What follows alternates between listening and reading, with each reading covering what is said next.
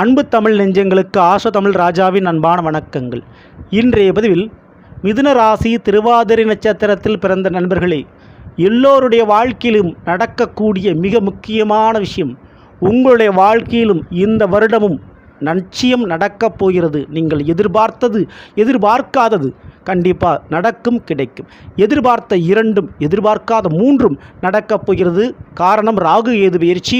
இன்றைய பதிவில் ராகு கேது பயிற்சியினுடைய பலன்கள் திருவாதிரை நட்சத்திரத்தில் பிறந்த உங்களுக்கு எப்படி இருக்க போகுது அதை பற்றி பார்த்துருவோம். பதிவு ஃபுல்லாக பாருங்க. மேலும் நம்ம சேனலில் ஏற்கனவே சனி பயிற்சி பலன், குரு பயிற்சி பலன் ரெண்டுமே பதிவிட்டாச்சு. பார்க்காதவங்க சேனலில் பாருங்கள், கண்டிப்பாக யூஸ்ஃபுல்லாக இருக்கும். மறக்காம நம்ம சேனலை சப்ஸ்கிரைப் பண்ணிட்டு கூடவே தர பெல் ஐக்கானை ப்ரெஸ் பண்ணிட்டு பக்கத்தில் ஒரு ஆளுன்ற ஆப்ஷன் தவறாமல் செலக்ட் பண்ணிச்சுங்க.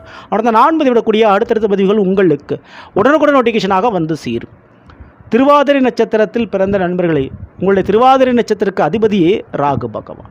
ஸோ அந்த ராகு பகவானுடைய பெயர்ச்சி மே மாதம் 18ஆம் தேதி நடைபெறப்போது. உங்களுடைய மிதுனத்திற்கு 10ஆம் வீடான மீனத்தில் அந்த ராகுவான் அமர்ந்திருக்கிறார். 4ஆம் வீடான கன்னியில் கேது அமர்ந்திருக்கிறார். 18ஆம் தேதி இந்த ரெண்டு கிரகங்களும் பின்னோக்கி நகர்ந்து போகுது. ஏன்னா எல்லா கிரகங்களும் முன்னோக்கி நகர்ந்து சென்றால் இந்த கிரகங்கள் பின்னோக்கி நகர்ந்து செல்லும். அப்படி ராகு மீனத்திலிருந்து கும்பத்திற்கும், கேது கன்னியிலிருந்து சிம்மத்திற்கும் இடமா இருக்கிறார். அப்போ மிதுனத்திற்கு 3ஆம் வீட்டில் கேதுவும் 9ஆம் வீட்டில் கும்பத்தில் ராகுவும் அமரப்போகிறாங்க. உங்களுடைய நட்சத்திராதிபதி பாகிஸ்தான் என்று சொல்லக்கூடிய 9இல் அமர்வது ரொம்ப ரொம்ப யோகங்க. அதுக்கு முன்னாடி எதிலிருந்தெல்லாம் உங்களுக்கு விடுதலை கிடைக்க போகுது. ஏன்னா நீங்கள் ஒரு விஷயத்தை எதிர்பார்த்து இருப்பீங்க.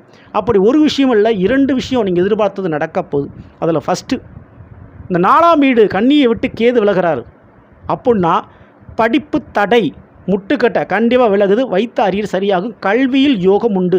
உங்கள் படிப்பு அல்லது உங்கள் பிள்ளைகளோட படிப்பினால் மிகப்பெரிய ஒரு யோகம் நன்மை நடக்க போகுது.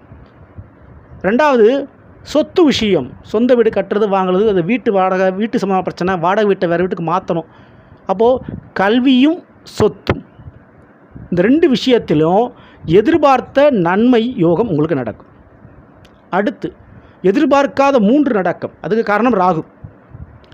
10ஆம் வீட்டை விட்டு, அதாவது மிதுனத்திற்கு 10ஆம் வீடு மீனம், அதிலிருந்து ராகு தான் 9ஆம் வீட்டுக்கு போகிறார்.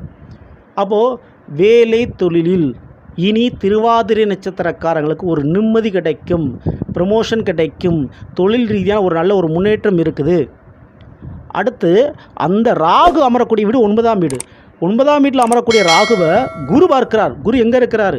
12இல் ரிஷபத்தில் இருக்கக்கூடியவர் மே மாதம் 14ஆம் தேதி பயிற்சி அடைஞ்சு உங்கள் ராசிக்கு வந்துடுறார். குரு பார்வை திருவாதிரை நட்சத்திரத்துக்கு அதிபதியான ராகுக்கு கிடைக்கிது. அது 9ஆம் வீட்டிலேருந்து கிடைக்கிது. அப்போது ராஜ்யம் கிடைக்கப் போகிறது. அதாவது ராஜ்யம்னா என்னது? கவர்மெண்ட் வேலை, அரசாங்க பெனிஃபிட்டு, கவர்மெண்ட்லேருந்து ஒரு லோன், கவர்மெண்ட்லேருந்து ஒரு வீடு அலாட்மெண்ட், கவர்மெண்ட்லேருந்து ஒரு பண உதவி, கவர்மெண்ட்லேருந்து ஒரு ஸ்காலர்ஷிப்பு, கல்வி உதவி, இப்படி ஏதாவது ஒரு வழியில் அரசாங்க பணத்தை நீங்கள் அனுபவிக்க போகிறது இந்த ராகுவால் நடைபெறப் போகுது. அடுத்தபடியாக பதவி வாய்ப்பு, எதிர்பார்க்காத மிகப்பெரிய ஒரு யோகத்தை எதிர்பார்ப்பீங்க. அந்த பதவி வாய்ப்பு குரு ராகுவை பார்ப்பதால் கிடைக்கப் போகிறது. ராகு 9ஆம் வீட்டில் கிடைக்காத கிடைக்கப் போகுது. அது எப்படி இருக்குன்னா, இடமாற்றம், அந்த பொசிஷன் மாற்றம், கனவிலும் நீங்கள் நினைத்திருக்காத அந்த ஒரு உச்சத்தை நீங்கள் தொடப்போகிறீர்கள். மிகப்பெரிய ஒரு வாய்ப்பு கிடைக்கும். மிகப்பெரிய அதிகாரம், பதவியில் இருக்கக்கூடிய பழக்க வழக்கம், மிகப்பெரிய பொசிஷன் உங்களுக்கு கிடைக்கும். ஒரு சான்ஸு கண்டிப்பாக உங்களுடைய எதிர்பார்ப்பை விட மிகப்பெரிய ஒரு சான்ஸ் கிடைக்கும். இதை மட்டும் நீங்கள் சரியாக பயன்படுத்தினா உங்கள் லைஃப் செட்டில் ஆயிரும் இந்த 2025 முதல். ஸோ இப்படியான ஒரு காலகட்டம் நிலவுகின்ற தருணத்தில் உங்கள் ராசியில் குரு ஒன்று இருக்கிறார், அதை மறந்துடாங்க. அதனால் நேர் வழியில் பயணிக்கிறது நல்லது. குறுக்கு வழியில் போயிடாதீங்க. அசைவ உணவை தடுத்து சைவ உணவை கடைப்பிடிக்கிறது நல்லது. வண்டி வாகனம் அதிவேகமாக இயக்கிறத குறைச்சிக்கிறது நல்லது. உணவு விஷயத்தில் கவனம் தேவை.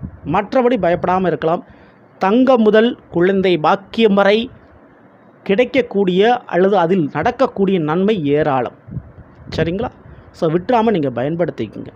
ஸோ கண்டிப்பாக திருவாதிரை நட்சத்திரக்காரங்களுக்கு தலையெழுத்தை திருத்தக்கூடிய ஒரு பொன்னான வருடமாக இந்த 2025 முதல் இருக்கப்போது. அதை திருத்தி எழுதப்போவது உங்களுடைய நட்சத்திராதிபதி ராகுவும் 7இல் அமரக்கூடிய அந்த கேதுவும். அதாவது ராகுக்கு 7ஆம் வீட்டில் கேது அமருவார். சரிங்களா? உங்களுடைய மிதுனத்திற்கு 3ஆம் வீட்டில் அமர போகிறார் கேது. ஓகேங்களா? ஸோ கண்டிப்பாக தலையெழுத்து திருத்தி எழுதப்படும். பயன்படுத்திக்க விட்டுறாதீங்க.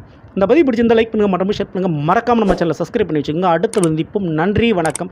அன்பு தமிழ் நெஞ்சங்களுக்கு ஆசு தமிழ் ராஜாவின் அன்பான வணக்கங்கள்.